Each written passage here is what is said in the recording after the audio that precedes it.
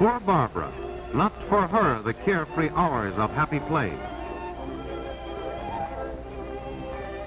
nor the busy hours of work and study.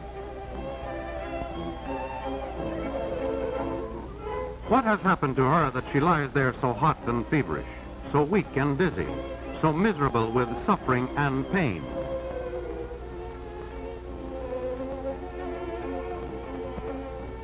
Our body is just like a little country that has been invaded by an enemy army.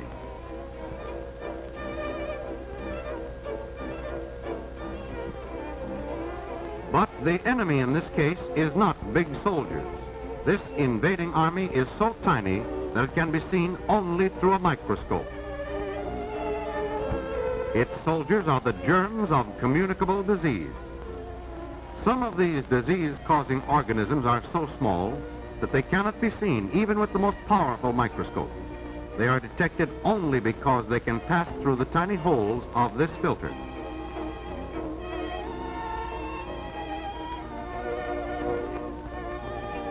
A communicable disease is one which can be caught from someone else. This means that the germs have to leave the body of a sick person and enter the body of one who is well. The usual gateway by which they enter is through the mouth or nose.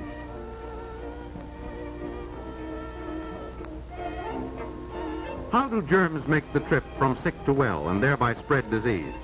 They may travel by one of several ways. Coughs and sneezes, which are not protected, send germs in a direct spray.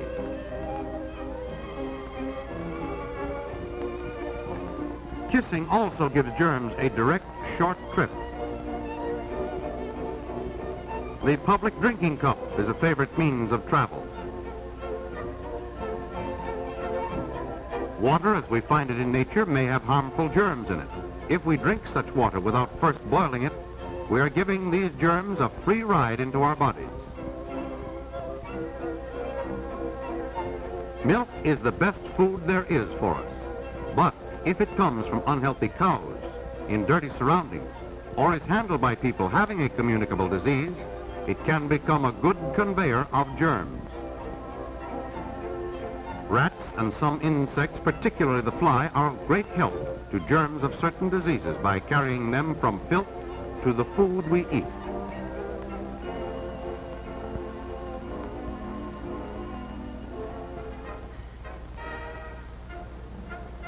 Thus you see that germs have several ways of traveling from the sick to the well. As individuals and as a community, we can do many things to halt this movement of germs and prevent the spread of disease. A healthful community must have a safe water supply.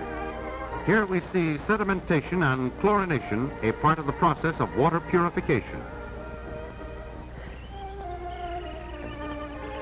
In rural areas, a safe water supply requires a properly constructed well located on higher ground and at a considerable distance from the toilet.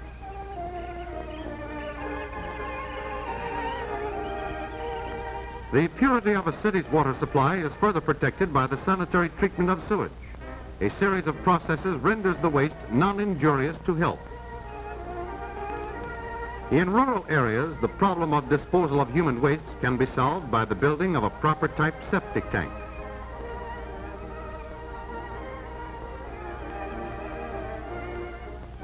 Or, if this is impractical, by building properly constructed sanitary toilets.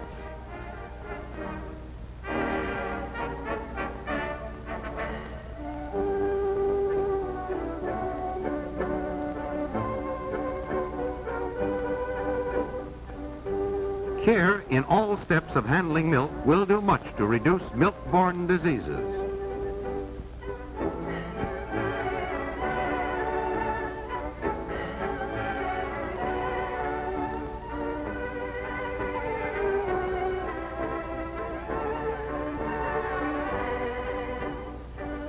Cleanliness in the dairy, healthy cows, clean and healthy milkers,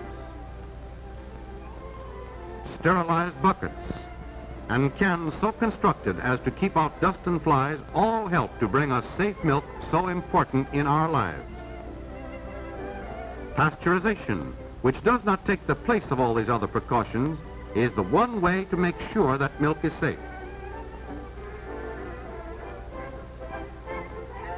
Anti-fly measures, particularly the disposal of breeding places, will help halt one of the most important ways by which germs travel.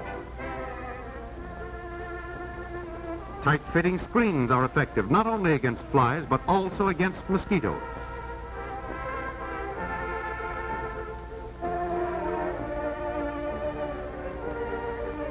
We can do much to prevent the spread of disease by keeping away from those who are sick.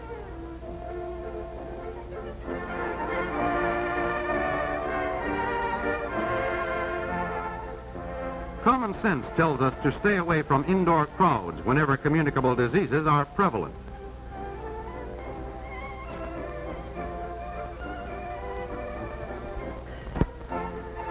Always call the doctor early whenever a communicable disease is suspected. Early treatment may lessen the severity of the sickness and halt its further spread.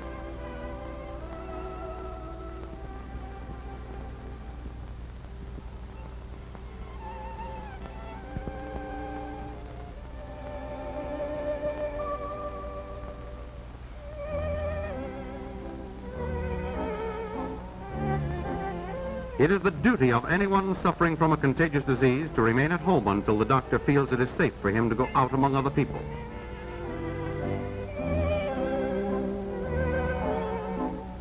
Some diseases, such as smallpox, diphtheria, and typhoid fever, could be wiped out entirely if each and every one of us took advantage of the time-proved protection offered by vaccination and preventive inoculation.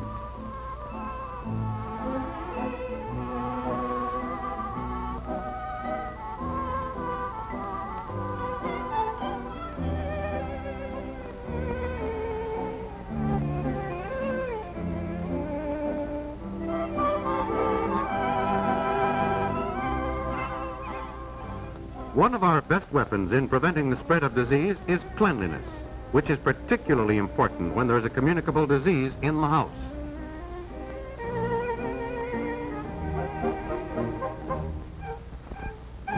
Certainly, cleanliness should be observed in all places where food is sold or served.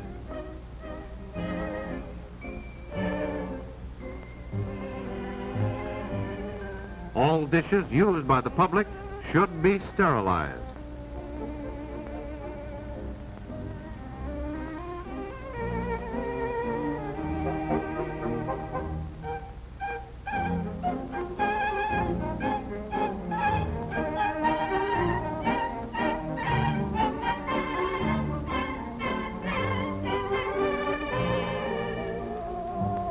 Our hands may pick up germs.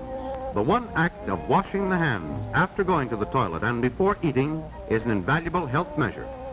The use of paper cups instead of common drinking glasses will help keep down the transmission of disease.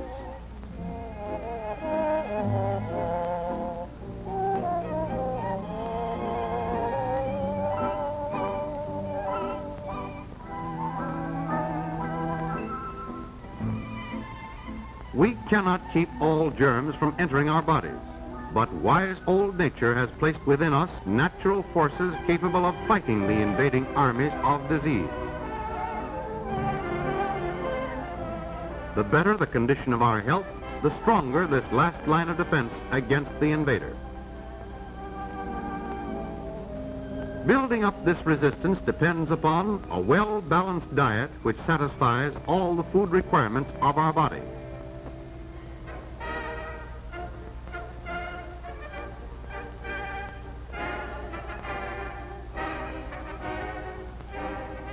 Outdoor exercise in the fresh air and sunshine.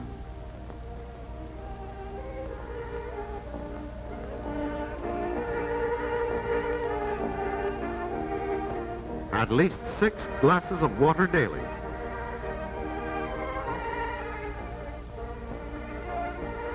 And plenty of rest.